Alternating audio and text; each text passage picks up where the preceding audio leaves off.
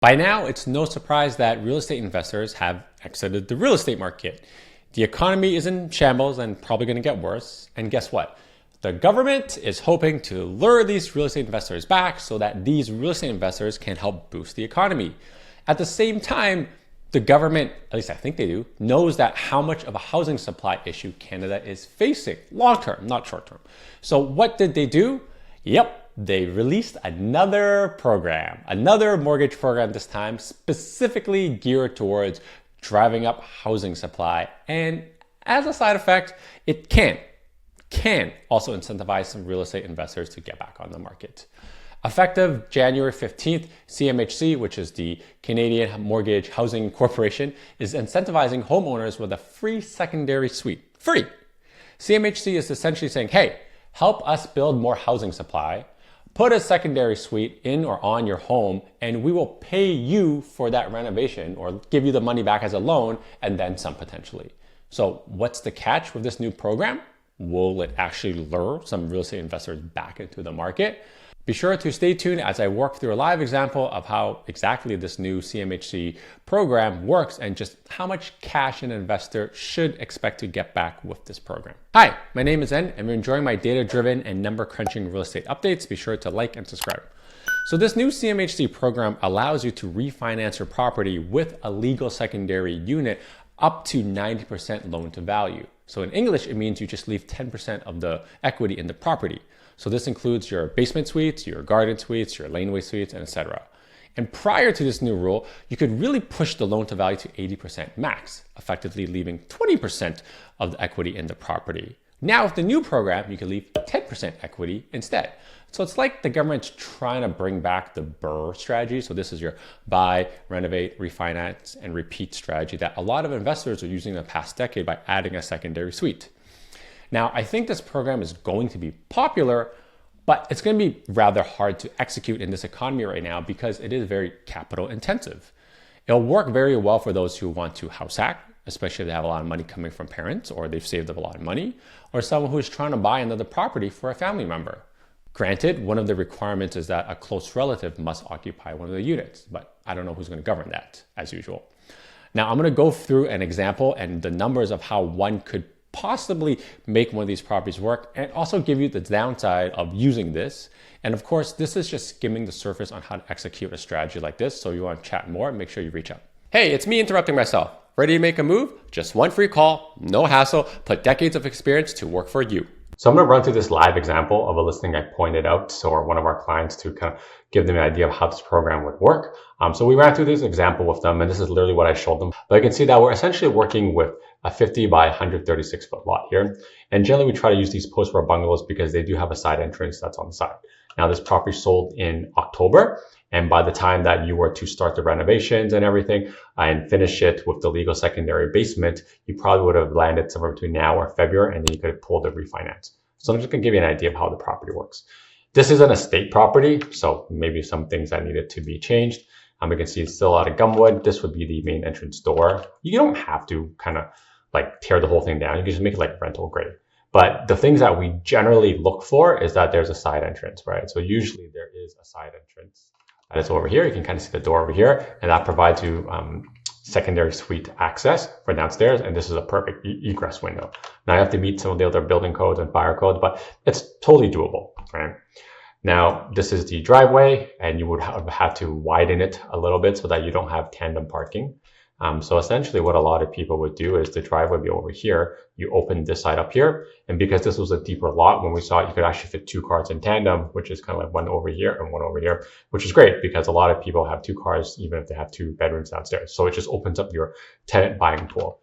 So now that you understand the property and how to put a secondary suite in it, let's run through the numbers and how an example like this would work. So if you're to buy this property at $730,000, which is what we have here, and you traditionally would go and buy this with a 20% loan down payment, which makes you at an 80% loan to value. So your down payment is $146,000. The mortgage amount is $584,000. Granted, you can get this with less down depending on whatever the buying situation is, but that's roughly what the numbers would work out to. Let's say you can get an interest rate right now on an owner-occupied property for 4.25%. So that's kind of roughly what the mortgage rates would actually be. So now when you kind of go through it, you pay $1,500, give or take, in legal costs to close the property. This not being in Toronto only has one land transfer tax.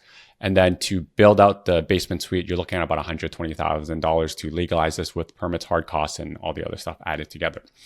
So all in, you'll be looking at $278,000 to add a secondary suite into this.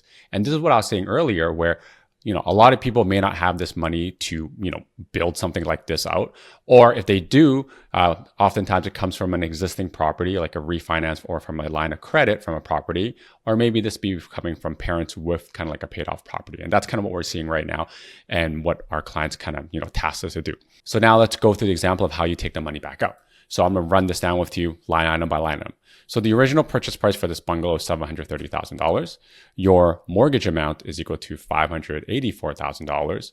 Your secondary basement suite here in this case is $120,000.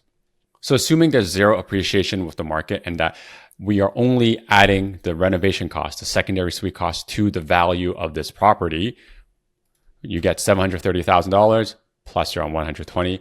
That gets you to a value of $850,000. And that's what they would appraise it at, right? As is, under $2 million. And because you're allowed to do 10% down payment left in it, which means you're at that 90 maximum loan to value, you're essentially going to get $765,000 in mortgage coming back out.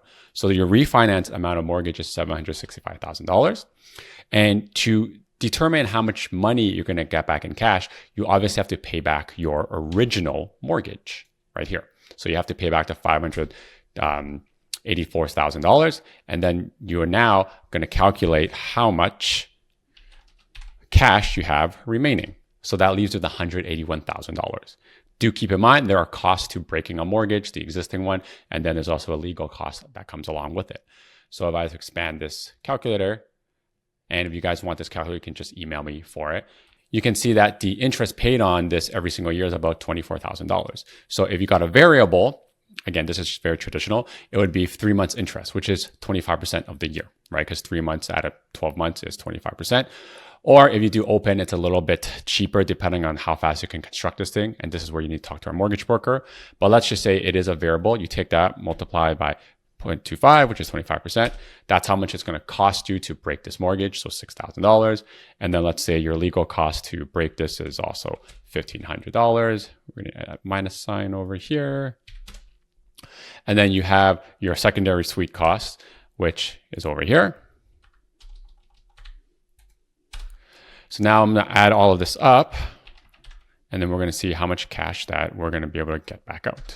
So you can see now we're going to get $53,000 back out, because with the $765,000 mortgage, you pay off the $584,000 mortgage from the original one. This is how much you have left remaining from the refinance.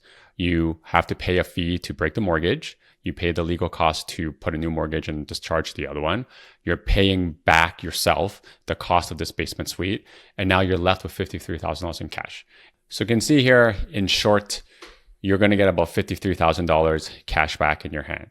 There are two caveats that I didn't talk about here. And one of them is the downside is that there is a mortgage premium of about 3% that gets added onto this mortgage, which will add up to some. I just didn't put in this calculation to not confuse you guys. And then the second caveat is that depending on what the property rents for, it can determine your cash flow or what you would be, subsidizing and paying for rent anyways. So in this example, if you were to rent out the upstairs in Whitby, you can easily get $2,500 in rent. Downstairs, you can probably get $1,800 fairly easy. And even at the lower CMHC mortgage rate, you could probably make that just break even with a 90% loan to value. Essentially, if you add 10% of the purchased acquired property as a secondary suite, whether that be a basement suite, laneway suite, or garden suite, obviously basement suite being the cheapest, you should be able to refinance that money back out without any forced appreciation based on other people's property. So it's almost like a slam dunk BRRRR. You get your money back on the renovation side for sure. Now, one of the reasons to do this is to increase the value of the freehold property, since obviously you can't do this with a condo. And this is another reason why owning a freehold property is going to give you the most options in the future, and why I really believe that the freehold property is going to outperform the entire rest of the market in 2025, despite that, there's all these government interventions such as these mortgage rules coming and potentially a new government completely in 2025. And to just understand the sheer demand on the entry-level freehold properties that we're going to see, make sure you check out this video over here, where I share with you the trends that's making these freehold entry properties in such high demand. So these are your towns, semis, and detaches that are going to become very, very desirable. So I'll see you in that episode. And remember, your move, your future. See ya!